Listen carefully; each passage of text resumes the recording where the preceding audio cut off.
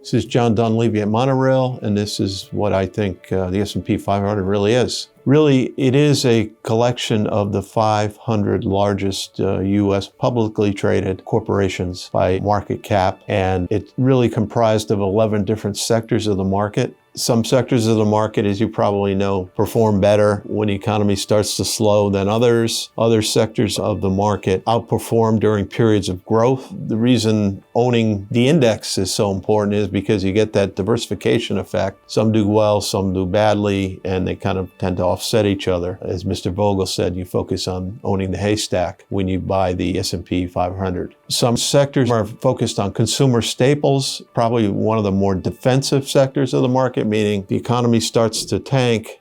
These are the sectors that people constantly need. Those would include the food sectors of the market. It would include things like medical insurance premiums, things like that.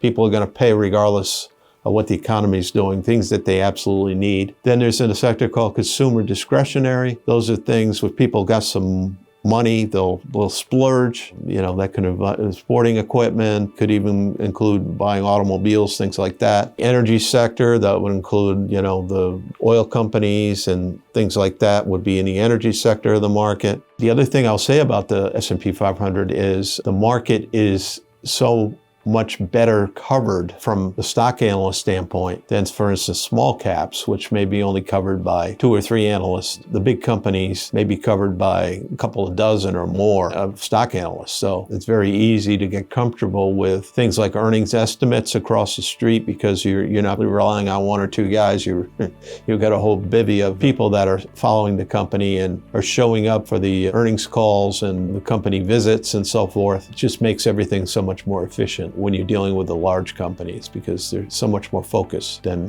when you go downstream.